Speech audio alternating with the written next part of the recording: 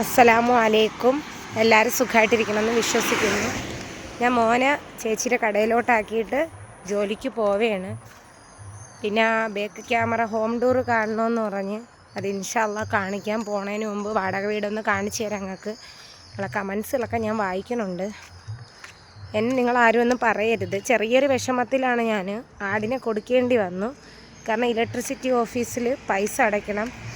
തറ സംബന്ധമായ തറയുടെ പണിക്കെല്ലാം ഗ്രില്ല് തുറക്കട്ടെ. ഗ്രില്ല് അടയ്ക്കണം. തറ സംബന്ധമായ എല്ലാ പണികളും ഇതിനുള്ള പൈസ സെറ്റായി. ഇപ്പോൾ ഇലക്ട്രിസിറ്റി ഓഫീസിൽ പൈസ അടയ്ക്കേണ്ടി വന്ന് പിന്നെ ചെയ്യണമെന്ന് പറഞ്ഞ്. പിന്നെ അതുമാത്രമല്ല, കുറച്ച് അർജൻറ്റ് കടബാധ്യതയുണ്ട്. അപ്പോൾ അതും ഒന്ന് കൊടുത്ത് വിടാൻ പറ്റുന്നില്ല. അതുകൊണ്ടാണ് ഞാൻ ആടിനെ കൊടുക്കാമെന്ന് പ്ലാനിട്ട. അതുമാത്രമല്ല, ഒരാട്ടും കൂടി കെട്ടണേന് എല്ലാം കൂടെ നല്ലൊരു എമൗണ്ട് ആവും. അപ്പോൾ അങ്ങനത്തെ സാഹചര്യമല്ല. പിന്നെ രണ്ടാമത്തെ കാര്യം, അപ്പുറമൊക്കെ ഇറങ്ങും കുട്ടികളെ ആട്ടിൻകുട്ടികൾ എന്തെങ്കിലും കടിച്ചാൽ എനിക്ക് സങ്കടപ്പെടാൻ വയ്യ. വഴക്കങ്ങാനായാൽ പിന്നെ എൻ്റെ ആട്ടിൻകുട്ടി താഴെ പോയി, അറിഞ്ഞില്ല, ഞാൻ കണ്ടില്ല. അപ്പോൾ താഴെ പോയി ചേച്ചിയുടെ വാഴയൊക്കെ കടിച്ച് തിന്ന്. അത് ചേച്ചി സങ്കടപ്പെട്ട് പറഞ്ഞ്. അപ്പോഴെൻ്റെ കൽബങ്ങ് പെടഞ്ഞ്. കാരണം ആരും വേദനിക്കരുത് എന്നാണ്. അതുകൊണ്ട് മക്കളൊക്കെ ഭയങ്കര സങ്കടത്തിലാണ് സ്കൂളിൽ പോയത്. മസ്റൂറ ഭയങ്കര കരച്ചിലായിരുന്നു. മുഷ്താഖും ഭയങ്കര കരച്ചിലായിരുന്നു. പിന്നെ ആടിന് ഇനി അങ്ങോട്ട് വില കുറവാണ്.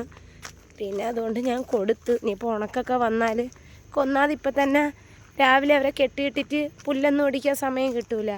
പിന്നെ അത് കഴിഞ്ഞിട്ട് പിന്നെ 2 മണിയാവും. അപ്പോൾ അതുവരെ അവർ വിശന്ന് നിൽക്കുന്നു. അതുകൊണ്ട് മെയിനായിട്ട് ഞാൻ കൊടുത്തത്. ഭയങ്കര സങ്കടം. അബു ഒട്ടും പോകില്ലായിരുന്നു. ഞാൻ കയറ് കൊണ്ടുവന്ന് പിടിച്ച് കെട്ടി. അതുകൊണ്ടൊന്ന് മക്കൾക്ക് ഒന്നും അങ്ങനെ നല്ല ഫുഡ് പോലും വെച്ച് കൊടുക്കാൻ പറ്റിയില്ല. മോള് ഭയങ്കര കരച്ചിൽ. വാക്ക് പറഞ്ഞിട്ടാണ് ആട്ടിനയച്ച് കൊടുത്തത്.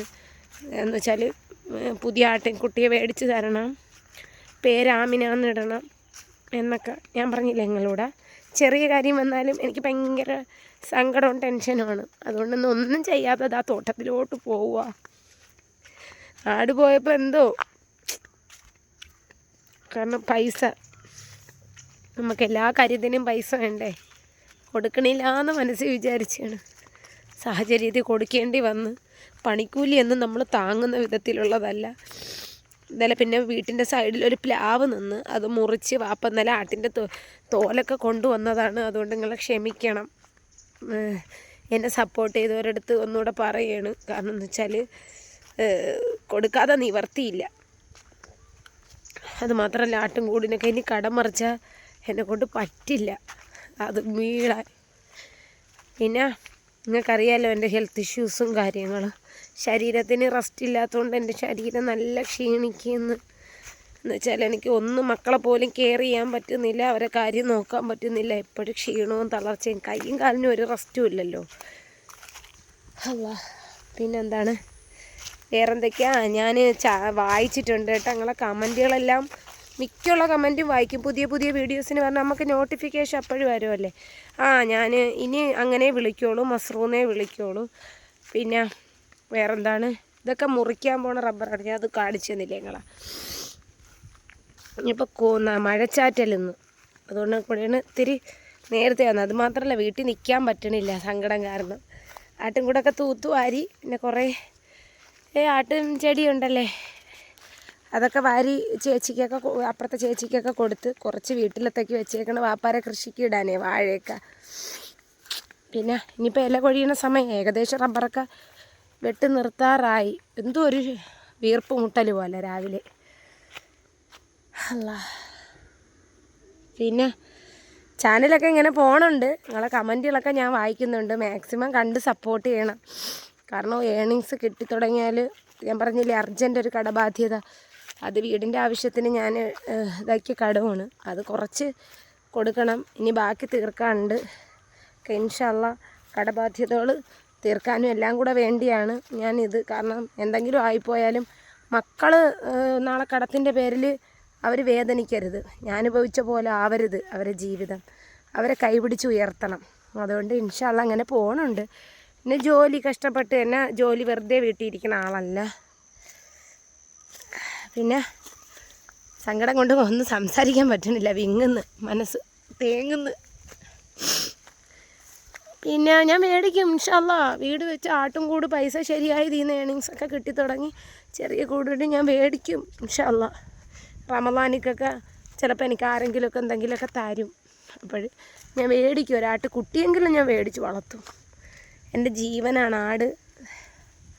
ആരും ഒന്നും ബാഡ് കമൻ്റൊന്നും ഇടല്ലേ. ഇപ്പം തന്നെ പലതരത്തിലുള്ള സങ്കടങ്ങളുണ്ട്. പിന്നെ ഇങ്ങനെയൊക്കെ പോകണുണ്ട്. ഭയങ്കര നടന്ന് ഇത്രയും വന്നില്ല, കരഞ്ഞേം കൂടെ ചെയ്തുകൊണ്ടൊരു വിയർപ്പ് മുട്ടൽ.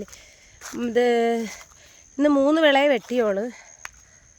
പിന്നെന്താ വിശേഷങ്ങൾ? നിങ്ങളുടെ നാട്ടിലൊക്കെ മഴയുണ്ടോ? പിന്നെ ഞാൻ പറഞ്ഞില്ലേ, ഈ സങ്കടങ്ങളാണ് താങ്ങാൻ പറ്റാത്തത്, ബാക്കിയൊക്കെ ഓക്കെ. അവരെൻ്റെ കൂടെയുള്ള സ്നേഹമൊക്കെ ഭയങ്കര വരുന്നു. ഇനി പാലെടുത്ത് തുടങ്ങണം. ഇവിടെ കുറച്ച് നേരം ഇരിക്കാമെന്ന് വിചാരിച്ച്. നല്ല വ്യൂ ആണ് ഇവിടെ ഇരിക്കുമ്പം. കണ്ട മഴക്കോളുണ്ട്, നല്ല മഴക്കോളുണ്ട്, ഒരു ഇരുളമാണ്. എൻ്റെ അടുത്ത് എല്ലാവരും ചോദിച്ചില്ലേ പേടിയാവൂലേന്ന്. എന്തിനാ പേടിക്കണ? പേടിച്ചേക്ക് ഒരുപാട് സമയങ്ങളുണ്ട്. ഇപ്പം എനിക്ക് പേടിയൊന്നുമില്ല. നോക്ക് നല്ല വ്യൂ അല്ലേ. പേടിയും കാര്യങ്ങളൊന്നുമില്ല. ഒരു ടെൻഷൻ മാത്രമേ ഉള്ളൂ. കുട്ടികൾക്ക് വളരുന്നത് വരെ എനിക്കൊരു അസുഖമോ ആപത്തോ വയ്ക്കല്ലേ പടച്ചോനെന്ന്.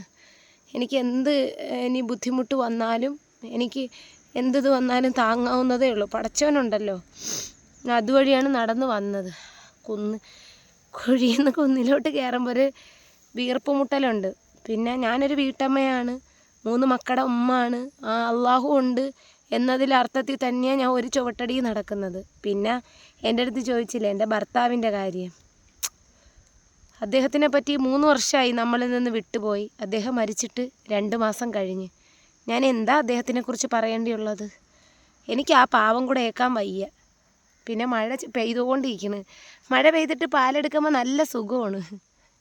ഇന്നൊരു മൂടൽ അന്തരീക്ഷം നോക്ക്. പിന്നെ മഴച്ചാറ്റൽ, ചെറിയ രീതിയിൽ ചാറ്റലുണ്ട്. ഇനി വേറെ ഡ്രസ്സൊക്കെ എടുത്തിടണം. അപ്പോൾ ഈ വീർപ്പൂട്ടലൊന്ന് മാറട്ടെ എന്ന് പറഞ്ഞിട്ടാണ് ഞാൻ ഇവിടെ ഇരിക്കുന്നത്. നിങ്ങളൊക്കെ എന്നെ നല്ലതുപോലെ സ്നേഹിക്കുന്നുണ്ട്. ഒരുപാട് പേര് കോള് വിളിച്ച്, എനിക്ക് എടുക്കാൻ പറ്റിയില്ല. മസ്റൂറായെ പോലും ഇന്ന് നല്ല കണക്ക് ശ്രദ്ധിക്കാൻ പറ്റിയില്ല. എങ്ങനെയൊക്കെയോ ഡ്രസ്സൊക്കെ ഇട്ട് എങ്ങനെയൊക്കെയോ ഫുഡൊക്കെ ആക്കി. തണ്ണിമത്തനുണ്ടായിരുന്നു, അതും പകുതി കട്ട് ചെയ്ത് കൊടുത്ത് മോനെ കടയെ കൊണ്ടുവന്നാക്കി. ആട്ടിൻകൂട്ടിലോട്ടൊന്ന് കയറിയപ്പോൾ ഒരു വീർപ്പ് മുട്ടൽ, ആരൊക്കെയോ പോയി എന്നൊരു തോന്നൽ. എല്ലാമായിരുന്നു ആരൊക്കെ.